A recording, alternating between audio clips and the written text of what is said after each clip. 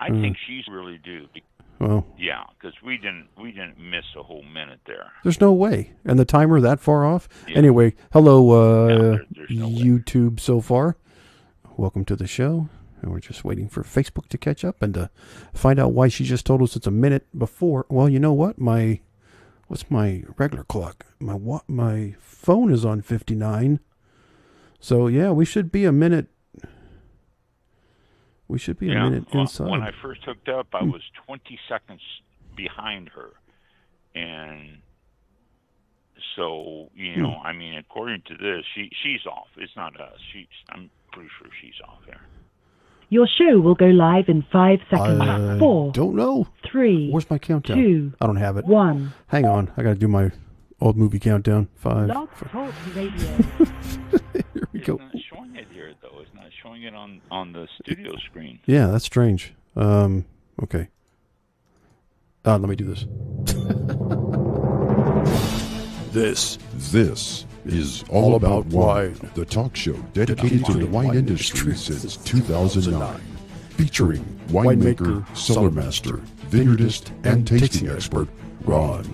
Basically, what we're trying to do in this program is just trying to educate people and trying to make wine less confusing and more friendly. Yeah. From coast to coast and around the world. We really have had some neat people on the program. I love that. Post your questions and comments during the live show on our Facebook page at www.facebook.com/allaboutwinebtr. Again, that's www.facebook.com/allaboutwinebtr. And now, All About Wine is on. Here's Ron. Yep, the one and only. Thanks, Gus people. He is there. Here we are. We got They're a little quiet. audio. They And you could hear it on your end. a little chilly out there. Yeah, it I is. can hear it, yes. Good. Last week we couldn't, so yeah, we're back in business the way it should be. It is. I don't know. My phone says it's 7:01. Yeah, but it says 7:01, so it would be. Mine says 7:01 also, but we just. I think the timer in the upper left corner of the studio is off. So I think it's off there. We have this nice little British girl that tells us what's going on, so we don't have to pay attention to the time. And for some reason, she jumped in there and a minute ahead during the countdown and confused us. We're sitting here watching our clocks, and it says, 2 minutes. And she goes, your show will start in 1. It's like, wait, no. Give us 2 minutes. No. It's false advertising. That's not right. That's not right. Exactly. That's not right. So, but here we are. Yeah. The show is going on. We are. Welcome to another episode of All About Wine on Blog Talk Radio. It is November the 11th, 2021. So if you have any questions or anything, you can always go in and message us through Facebook or on the All About Wine BTR app. I guess that's the way. And on BTR on the show page for this show, there's a chat link there. It opens up a box, and you can chat with us on that. If you're watching or listening on YouTube or on the Facebook page, you can just comment there, and we'll get it here during the live show. If it's any other time of the year... And if you're not listening on... If it's any other time, forget it. We're not live. Right. Yeah. And we're going to start out with wishing all veterans out there happy Veterans Day. Thank you so much for your service and for your sacrifices and everything that you put into it. And everybody says thank you for your service and your sacrifice. There's other things to it, too, emotional things. I mean, the number of Dear John letters that were sent out during military service and stuff like that. It's unbelievable. And there's also, I had an opportunity during the Gulf War. No, Afghanistan. No, Iraq. When a couple of young men were employed over in Iraq, and their wives came into the winery, and we were talking, and I said, boy, it must be really nice to be able to talk real time with your husband. over there and be able to do it then. I said, when I was in Vietnam, I said, we had nothing but letters. There was no correspondence. We were lucky if we were able to get a phone call across the ocean. I mean, it was rare that we were able to even call home, and when we did, it was usually to say hi to our parents and not to girlfriends. And I wasn't married, so no spouse. But one of the girls said, "Yeah," she said, "but you don't get the emotion with the Facebook or with FaceTime and Zoom and stuff like that." She says the emotion doesn't come through. You feed off of people's emotions when you talk to them.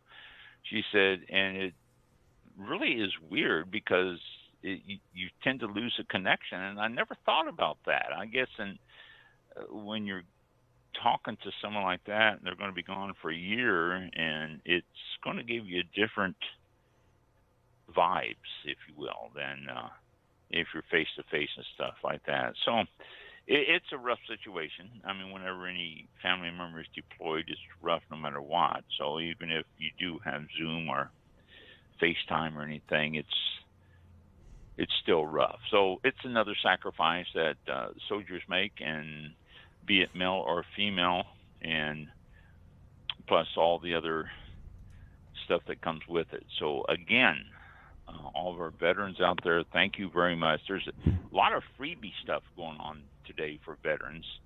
If you can look it up, the VA sites have a list of it. It's getting late, but VA sites have a list of all the freebie stuff out there, so you can check it out. And enjoy the day, and thank you for your service. I always wondered what type of response to give. People would say, "Thank you for your service," and I would say, "Well, you're welcome," which seemed like a weird response to me. But then I had an old vet tell me, when someone thanks you for your service, then the best response might be, "Thank you for your support." And I love that response. So any of you vets out there who are thanked for your service, you can always respond with "thank you for your support," because them thanking you is supporting you. Mm-hmm. Unlike so many times, as a Vietnam vet, I'll tell you what, there wasn't a whole heck of a lot of support when I got back from Vietnam. We were labeled baby killers and all sorts of stuff. So it was rough for Vietnam vets. And so whenever people want to give you the support, that's great. So as a vet, then thank you for your support, I think might be a very good response to a thank you for your service.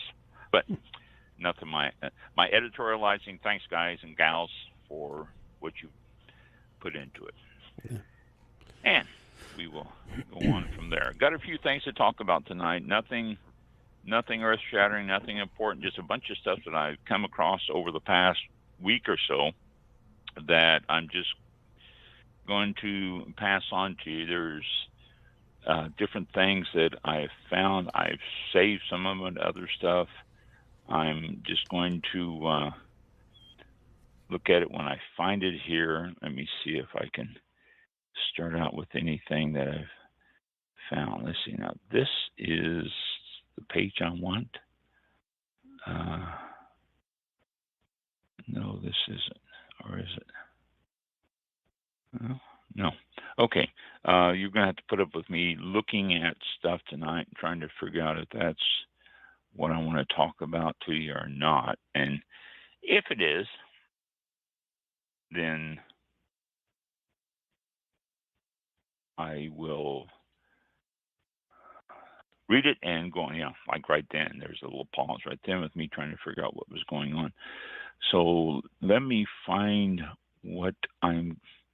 some of the things that I've saved here, some of the things that I have looked at that I want to talk to you about.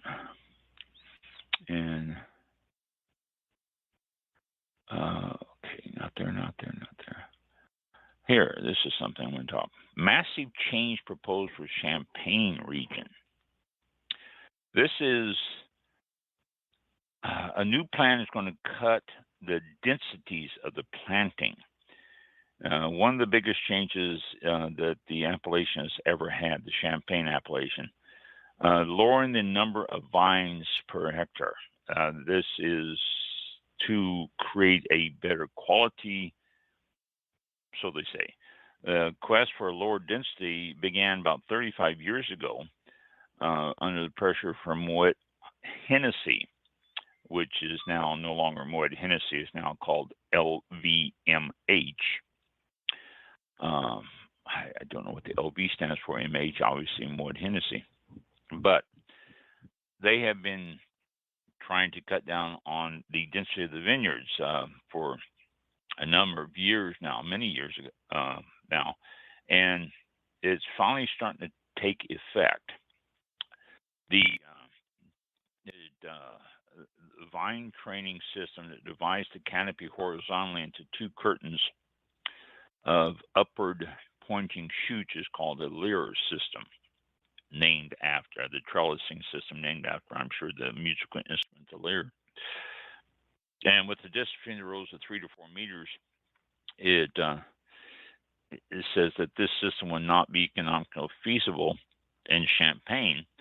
And in 1995, a single curtain alternative was added to the test. And here the rows were planted 2.2 meters apart. So the density is greater. The old system created 2,700 to 3,000 vines per hectare, and this one jumps it up to 3,800. And they, at the beginning of 2000, the lyre system, despite what it could do, was replaced by the new system. But it is looking at a new approach to this now, a even less dense approach than what they're doing now, and cutting it back to the less vines per hectare. So if that's the case, it's not going to do any, it's going to increase quality is what it's ultimately they're hoping it's going to do, cut back to less grape per acre, which should increase quality on the vines themselves. So the Pinot Noir, Meunier, and Chardonnay are the vines that are most always used for Champagne. And these are the ones that they're looking at doing now. There are some vineyards that, whoops, what happened here? Oh, geez. Some vineyards, well, I lost my article. Some vineyards are already at that density and some are not. And so they're making it laws, again, Champagne laws, because they're so fond of doing all that stuff over there, making Champagne region laws and stuff around the world to do it. So as that develops, as that comes out, I will keep you informed. And there's more I was going to tell you, but I can't find where the article was. Oh, I hate it when I do that. Well, so much for that then. I get the San Francisco Chronicle because there's so many articles about the wine regions, Napas and all that, and I get a couple other smaller papers in Napa. Napa has a small paper that comes out, and I get that weekly email. And the San Francisco Chronicle goes out. But in last Sunday's San Francisco Chronicle, they had an exclusive offer for sale in Sonoma. And this is, in fact, I'll try to put this over on the Facebook page. I should be able to let you see the videos and all the stuff on this. But this is, I used to talk about real estate all the time, and then the source of that real estate that I was getting, I no longer receive it, so I stopped doing that. But this is in Sonoma, and let me run through this quickly with you. It's an oasis comprised of 6 fully usable acres, including an active farm, a modern barn-style home, and it's a short mile from historic Sonoma Square is called Sonoma Broadway Farms, and that's what it's known as. It's the mecca of entertaining, relaxing, and living in a wine country dream, and it is a turnkey investment opportunity for you now. You can watch the sunrise over the Golden Sonoma Hills. They've got an outdoor yoga studio. Afternoons can be spent by the side-by-side Bocce, that's how it's pronounced, Bocce, Bocce ball courts. You can sip your own wine grown on your own estate with your own label. There is biking to the square, so you can jump on a bike. There's bikes for rent. There is harvesting your own food from your large garden. There's a state-of-the-art kitchen that is located under a 40-foot vaulted ceiling. And for those special occasions, there's a network of professional chefs who have prepared meals for hundreds of past visitors, and they are on the list, ready to come out and prepare it again if so needed, or any other type of chef, not just dessert chef and stuff like that. And at the end of the day, you can grab a blanket and cozy up by the fire pit that is located there.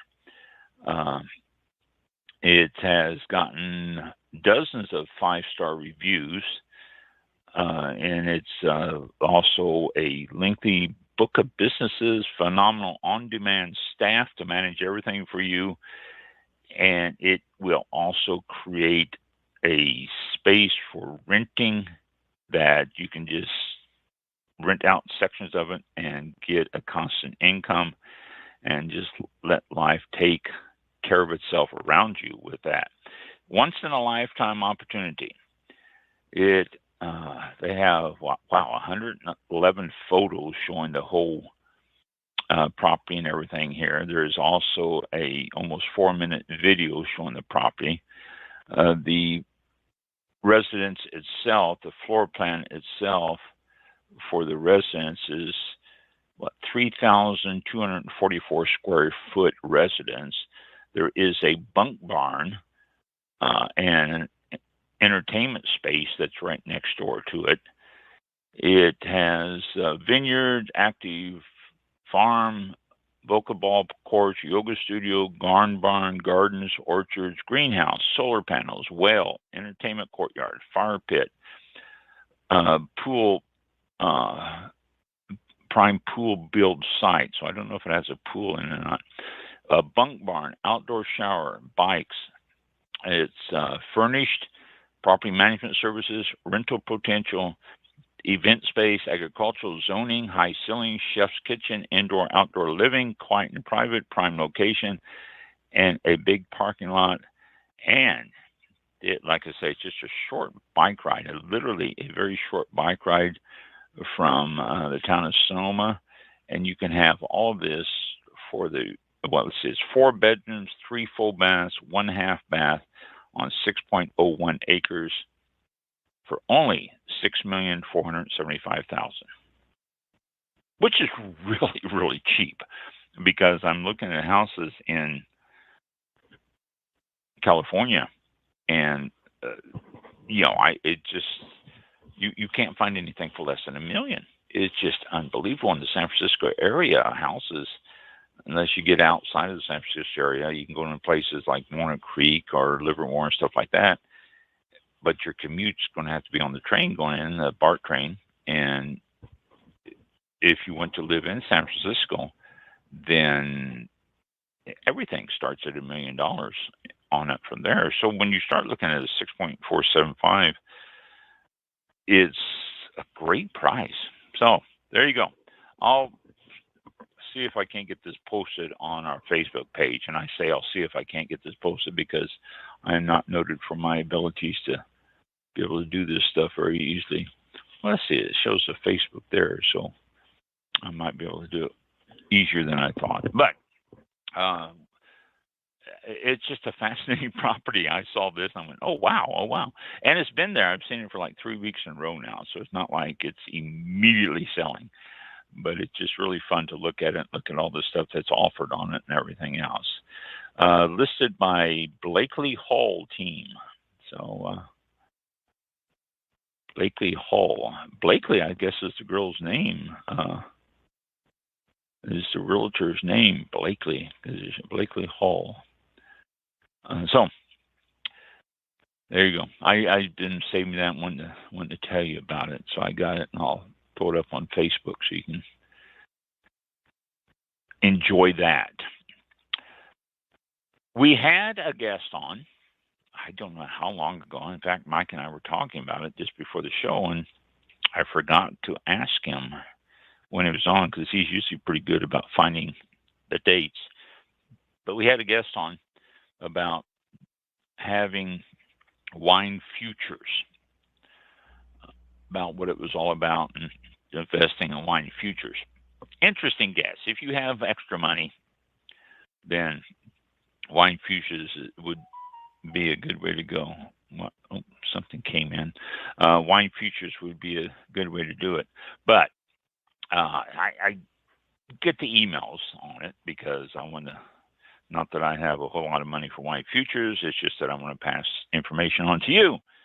And the latest email is, he said that last couple of weeks, besides just being football season, tailgate season, and the corn mazes out there and the apple picking and cool temperatures, he said the wine market has really started to pick up. He says it's amazing how much it has picked up. VinoVest 100, these are the top 100 wines that are out there that are available for you to, put futures on. But VinoVest 100 over the year to date has went up 15.06%. Nothing out there you can get at 15%. No matter what you do, there's nothing you're going to get at 15%. Okay, maybe Bitcoins or something, but that's awful risky. But VinoVest, I suppose, is too, but not as risky as Bitcoins. But 15.06. The S&P 500 over the same period is up about 15.06%. The FTSE 100 only 3.01%. Gold is up 8.71%. Bitcoin, and like I just said, that is the big one. That's up 302.75%. The VGSLX, whatever market that is up 6.40. And the NASDAQ is up a lot at 31.29. So these are yearly projections on this. So VinoVest is one of the better investments right now in getting something in the luxury line.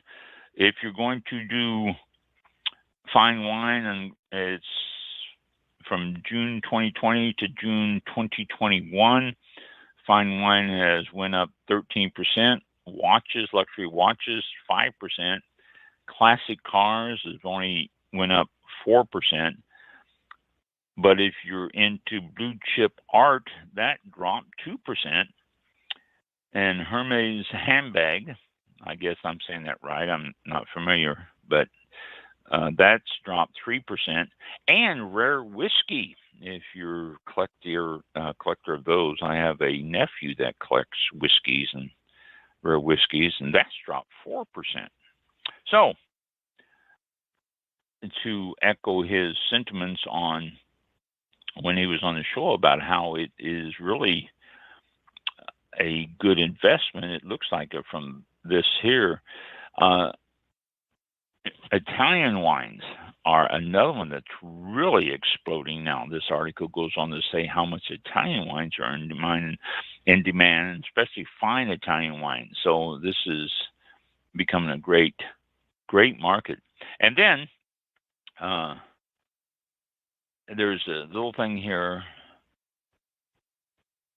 Well, I'll read that in a minute.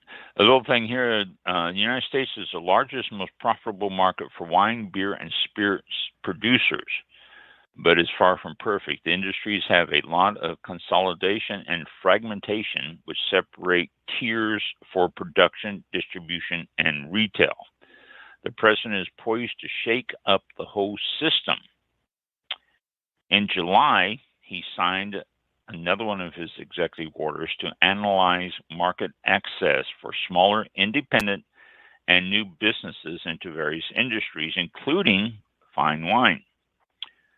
The order will also examine the effects of consolidating alcohol production, distribution, and retailing in the United States. Findings for the order are due within the next 2 months. So by the end of the year, we'll find out what's going on with that. And what does this mean for the wine producers? Smaller brands should have a more level playing field against their big-name counterparts. It appears, the president appears to set an increasing competition and dismantling the archaic three-tier system in order to increase consumer choice. That would be phenomenal if that really happens. I just, the three-tier system, in my opinion, is so archaic. It needs to be revamped. It needs to be changed. That's part of the reason some of the prices that you pay for some of the stuff is what it is, because the three-tier system has created more expense in purchasing wines than it really should in some areas. So maybe this might be a step in the right direction. Let's hope so. Let's hope something really does become substantial out of this, because the three-tier system, I am not a fan. Owning a small winery is you can't use the three-tier system and get anything done. When I had the winery, we had all the license. We had a distributor's license, we had a manufacturer's license, and we had a retail license, which is unusual. But we were able to get all three of them, and they were all legal, and we kept up with them, paid their fees every year and all that. We kept them. Much to the dismay of Southern Wine and Spirits, they knew we had all three licenses, and they weren't thrilled, and they tried to stop us a couple of times, but it was ruled that there's nothing they can do about it. We were in good standings, and so therefore we were able to keep them, which didn't do us a lot of good all the time, but it was a good thing to have, because if we had to go through Southern Wine and Spirits, which is the big one here in the Southeast, they put something in a store. If it wasn't selling for what they thought it would, or in the time they thought it would, they would reduce the price and sell it for whatever they wanted to. And that would just, nothing we could do about it. We say we want $15 for this bottle. They would put it on the shelf for $17. It wouldn't sell for $17. They dropped to $15. They dropped to $10. They drop it in the bargain basket for $6, and then they'd send us a percentage of that and say, here, that's what you get. And there's nothing we could do. We were just grateful we got anything out of it. And so as our own distributor, if it wasn't selling, we can always do our own bargaining or pull it off the shelf. But the three-tier system, you have to go through a distributor most of the time. And that's one of the things that most small wineries and small breweries and small distilleries hate, because they lose a lot of their money on their sales on that. But it looks like something might happen. Haven't heard anything else, but this, I'll have to check further on that and see if I can't find anything of what happened to that executive order that he signed there. A bottle of 2000 Chateau Mouton Rothschild Nebuchadnezzar. Nebuchadnezzar is a big bottle. Right off the top of my head, I should have looked this up before I started talking to you about Nebuchadnezzar. I think is, I want to say 13 bottles, 14 bottles, regular 750 milliliter. I'm not sure. I can't remember. Okay, here it is. It's 15 liter. Nebuchadnezzar is 15 liter. So 750 milliliter out of that. So it's more than that. So it's about 20 750 milliliters, 21. So Nebuchadnezzar went up for auction, 2000 Chateau Monton Rothschild in Hong Kong. And by the time that it was sold, the winning bid set a new world record. That 15-liter bottle sold for Hong Kong price, and it went up in Hong Kong. So it sold for Hong Kong dollars of 1,091,200, which is equivalent to U.S. dollars of $140,200. And this beat the previous records of $118,035. So big difference, 118,000 old record, 140,200 new record. So, wow. It's, I guess there's people with money out there after all. Can you imagine that much for one bottle of wine? Jeez, it just makes you wonder. There's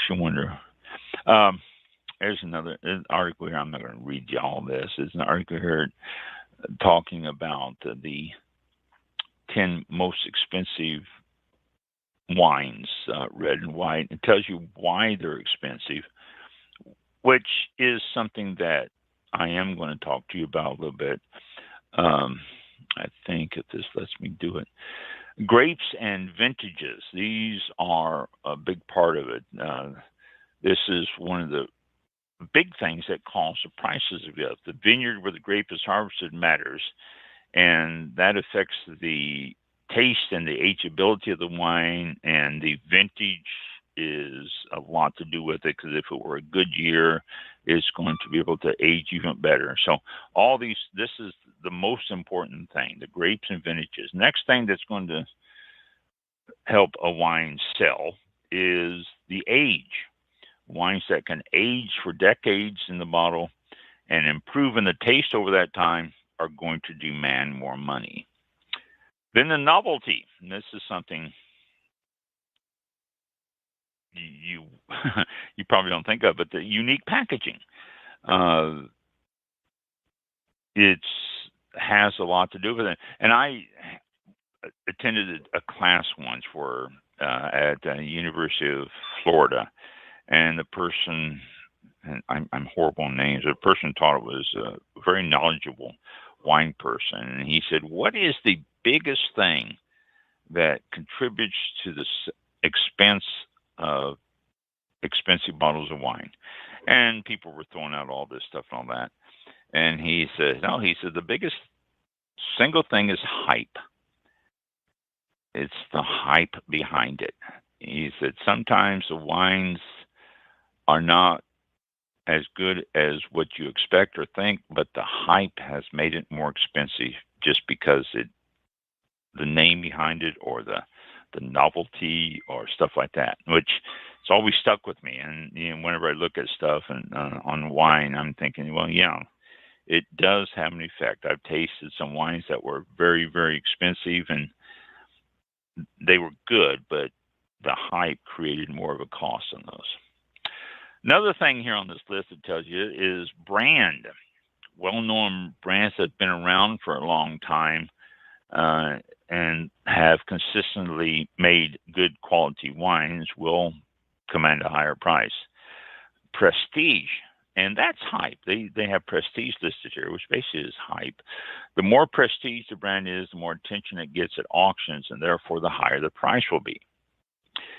And the critics' ratings. You get people like Robert Parker and James Suckling giving the wine a high score. It's going to create a higher price, and by a lot, really. It's, if both of them give it. And then handling. And this is something that you really have to look at on any wine that you're going to purchase. If you're spending a little bit of money on it, you need to know the origins and the storage history and what it's doing and how it's traveling and all that stuff. That's very, very, very important. That can make a difference between a bottle costing $200 and a wine that's $10,000. and I'm serious. It just, if a wine is not handled properly, even the best in the whole wide world can be treated poorly and turn bad. And so therefore, that's why it's so important to know a history of a wine. And when you go through reputable dealers, it's important to know that they are handling it right. And even in your local liquor store, when you go into your local wine shop or something like that, they should have an understanding of the chain of handling. And I don't know, and I've wondered more than on a few occasions, since all these ships are setting in ports around the world, especially outside of LA and San Diego and the West Coast ports. Is there any wine shipments in those? I'm sure there are. I'm sure there's wine in those containers sitting out there in the ocean, and that can't be good for them. I'm sure those are not in refrigerated containers, what's those big metal container? I can't think of what they're called right offhand, but they're just set there on top of the ships, and that's it. So this is going to affect it too if they're setting around out in heat or things like this. So it makes a big difference. I've got a story for you. I don't know if I've ever told you this story or not, but I got a story for you. We ordered, Florida State Winery ordered a container of wine from a winery in South America, Vina San Esteban. Went down, talked to him, saw him, tasted the wines, loved it, worked out a deal, and ordered a shipping container full. These type of shipping containers you see on ships. I mean, that's just what we got. We got one of those full. And we got a good price. And we ordered a Sauvignon Blanc. We ordered a Chardonnay, a Merlot, a Cabernet Sauvignon, and a Carmenere. And almost equal amounts of each of those. We worked with a importer in Miami because the shipment came from South America through the Panama Canal and up into Miami. And it was, I don't want to say it was climate controlled the whole way, but it wasn't real hot when we ordered it, when it was shipped to us. Well, it got to Miami, and they called us and said that it was in Miami and it should be shipped out the next day, which was great. I mean, we were looking for it, and they were going to put it on a truck and bring it up to us and dump it off so we would have time to unload it. We didn't have to unload it while the truck was sitting there because that would have been almost impossible because it wasn't on pallets and we didn't have a forklift anyway. So we were expecting to get it. They called us on a Wednesday afternoon and said it should go out the next day. And from Miami to the winery, one day, they could have traveled up there. We got a call on Friday when it should have been there from the shipping company, and they said, this has been flagged. Homeland Security wants to check this container. We says, okay, but it needs to be up here. We don't want the thing sitting on the hot docks in Miami. And it was warm there. I mean, we are in Florida all the time.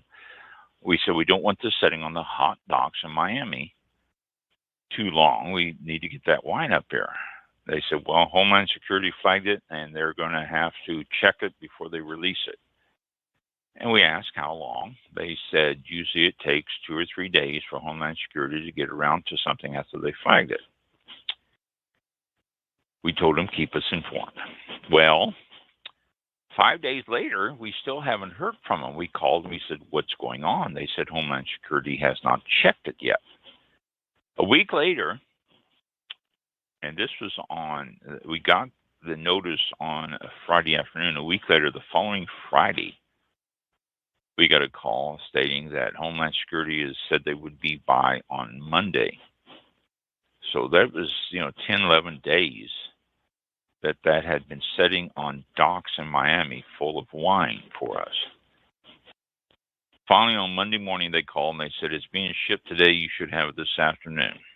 So about 5 o'clock that afternoon, truck pulls in and drops off the container for us and pulls away. And we break the Homeland Security seal on the back of the container because they had broken the original seal and put on their Homeland Security seal. And we open up the doors, and the wine boxes were stacked to the door. I mean, completely against the door. And we climb up on top and look around, and there was one box that was torn open and one bottle that was taken out and put back in the opposite way. And that was it. That was their inspection. And it also cost us $500. We got a bill from Homeland Security for inspection of cargo from Homeland Security for $500. And literally all they did was look at one bottle and pass it on through. Took them 10, 11 days to do that. It cost us $500 for them to do that.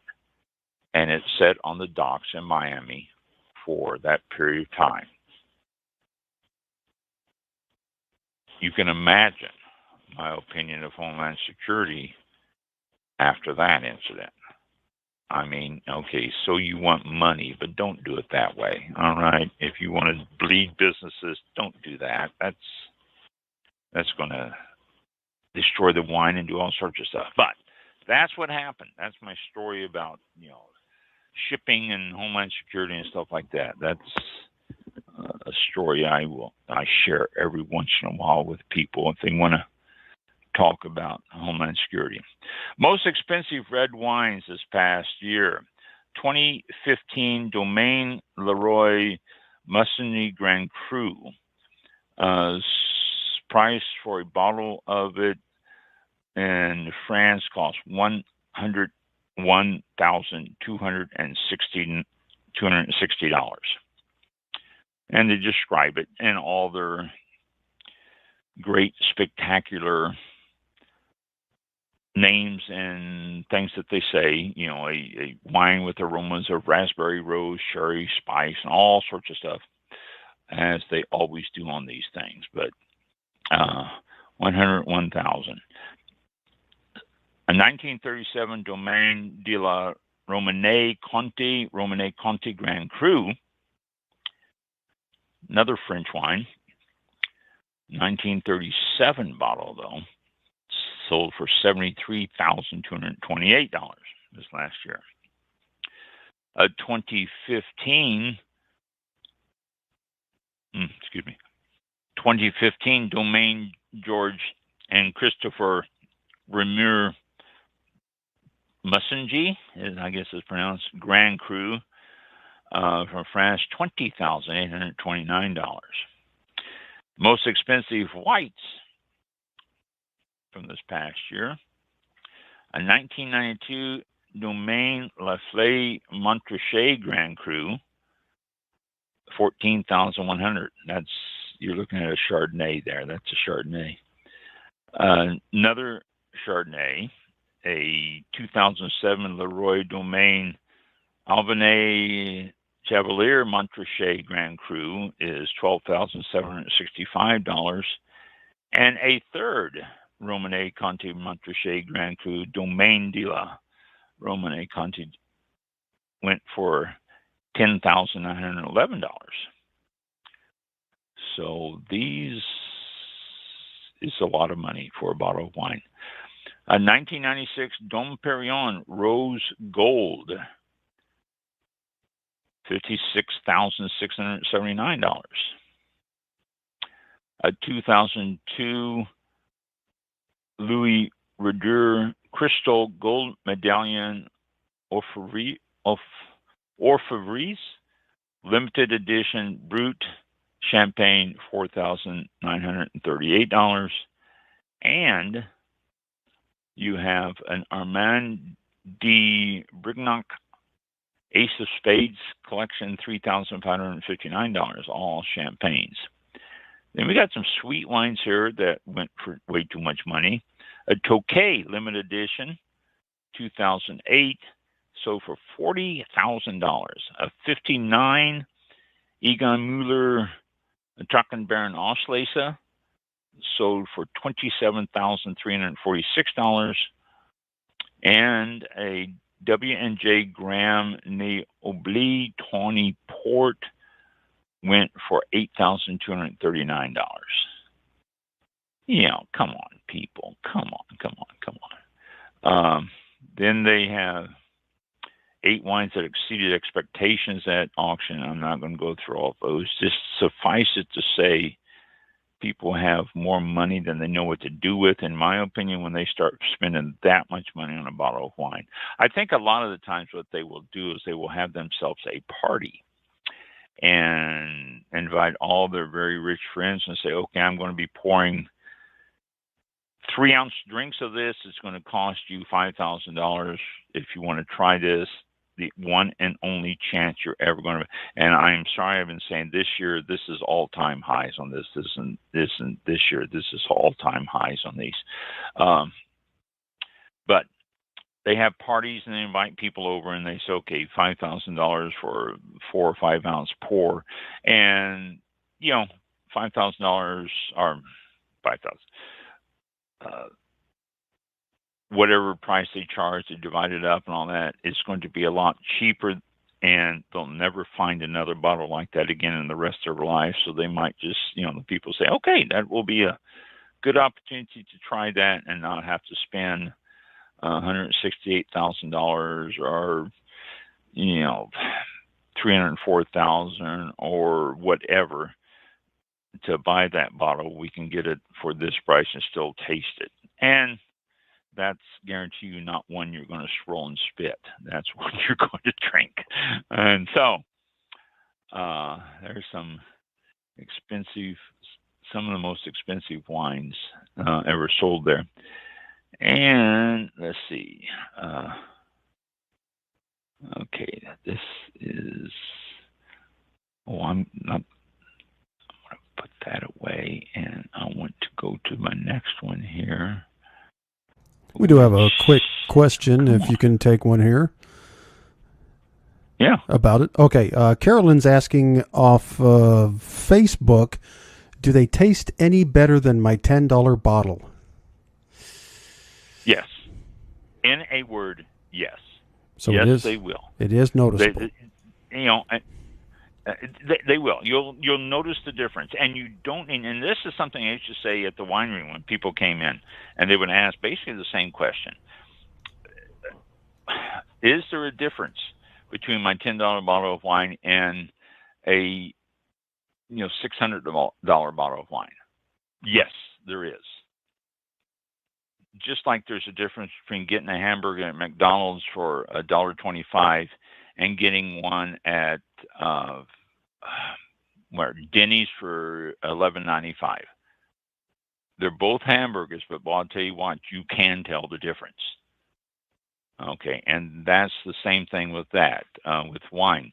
You can tell the difference. I've had wine, and I always use this as a comparison. I've had wine that has cost, the most expensive I ever had cost $900 a bottle.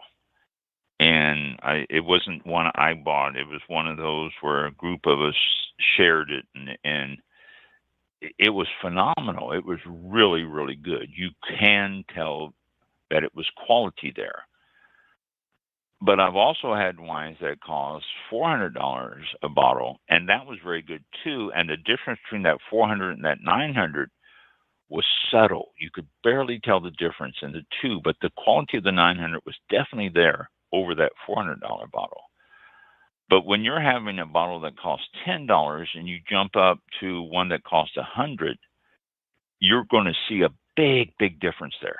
Big difference.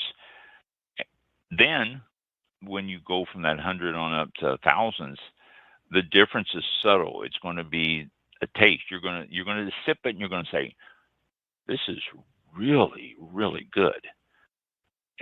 But you're going to say, how's it good? Oh, it's just really good. And you'll know it's good. You'll know the quality there, but to be able to pinpoint it, and especially you don't have to use all these words that these wine tasters use, because I think half the time they're not really sure what they're talking about anyway.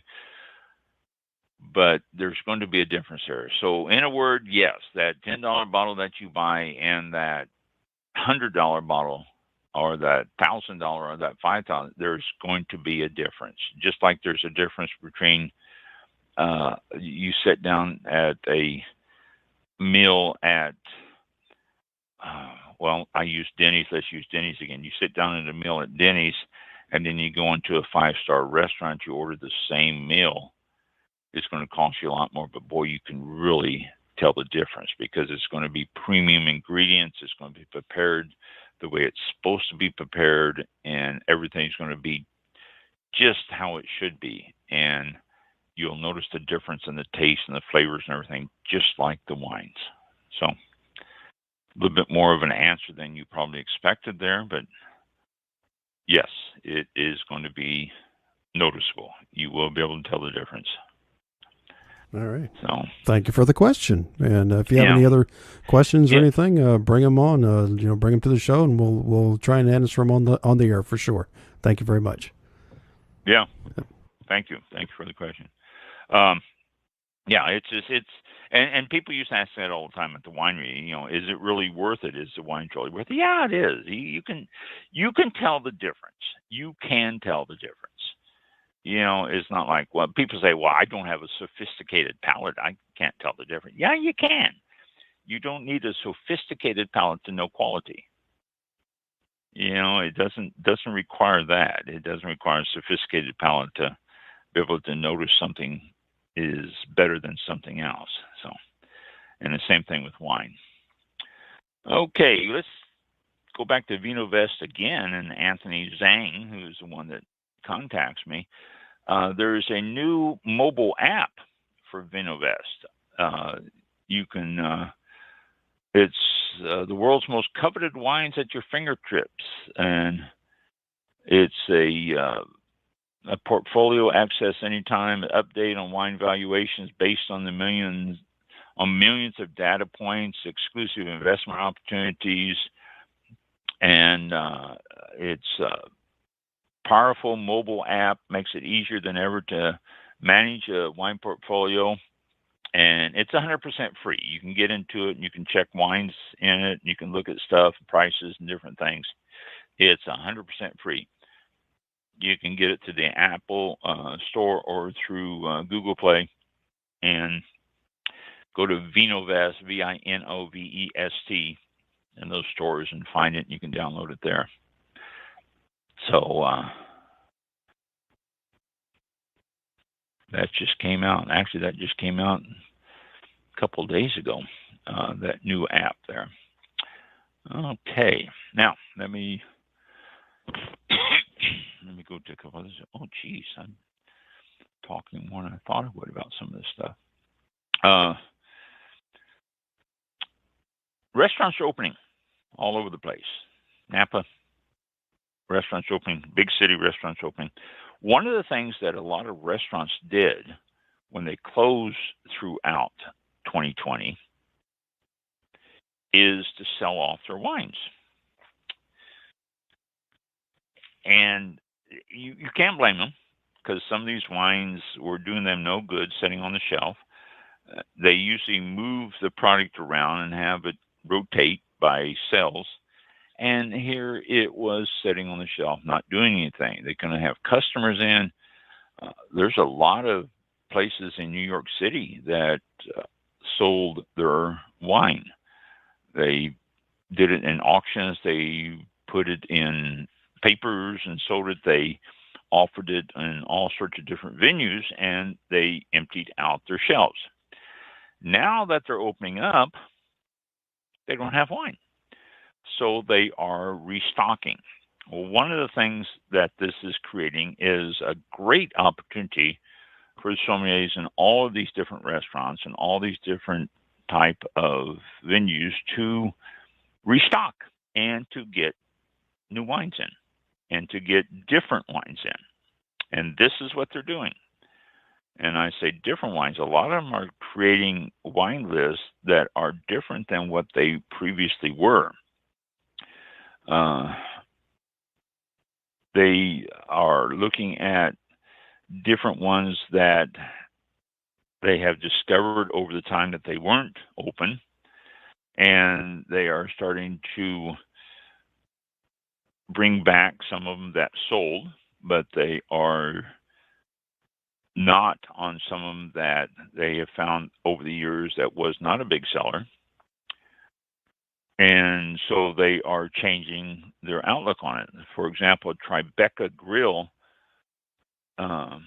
didn't sell its 2000 selection cellar, and it's relying on its existing inventory, but they are more focused on filling the specific holes in the list that they don't have anymore. So they're developing new categories, and they're going for different styles of wines, and they're looking at some things that have not been on the list that are different.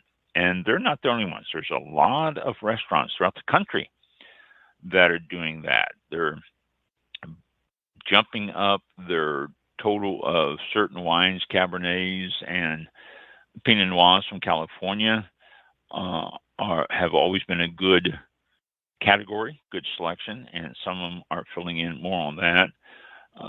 One market in San Francisco, sommelier there, the wine director, Tanya Pitts, has went from 900 wines down to 600, and more of a focus on seasonality than on just old wines that have been around and that cost a lot more. And this is what's happening in the business all the way around, not just in New York, but also here's one in Austin, Texas, that they're acknowledging that there's aren't many wineries owned or operated by intentionally ignored communities, and so therefore they want to bring in more diversity to their wine list and let people try wines that they would normally not. In fact, our guest last week, AJ, was a good example of that in his wine restaurant. He said that he had a whole bunch of different types of wines that you couldn't find anywhere else. And this article here is saying it's happening everywhere. They're starting to bring in some wines and let people make a personal decision on what they would like to do, instead of saying, okay, we have this Cab, we have this Merlot, we have this Chardonnay, and we have this Riesling, and which one of these do you want and what price range? They're saying, okay, we have all these different wines that are available. Would you like to try something from Israel, or would you like to try something from Estonia, or any number of other places that are making wine? And it is working. So far, since restaurants and everything have opened up and they're doing this, they said it's working. They are doing some great sales. People are enjoying the diversity, and it is something that it looks like it might continue. The trend might continue after, not just when they start up, but continue for some time. Okay. Texas wine, a booming industry, with Central Texas doing the most. They're really selling a lot of wines in Central Texas.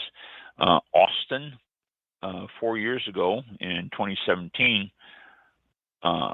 Texas, 4 years ago in 2017, had 352 wineries. Now, just 4 years later, and you even look at the fact that it went through 2020 when things didn't rise. Now, Texas has 547 wineries. Wow.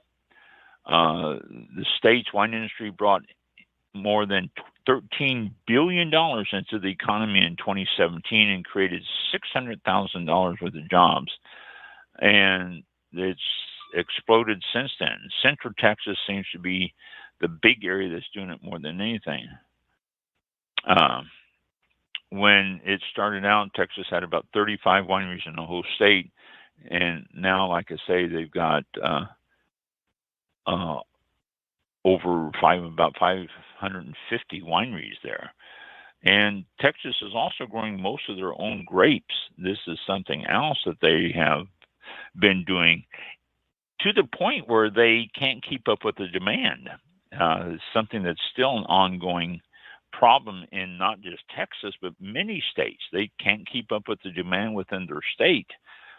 This is why you go down to the store if you live anywhere than Texas or around Texas. You say, I would like a Texas wine. You're not going to find one because just about everything that's produced in Texas is sold and drunk in Texas.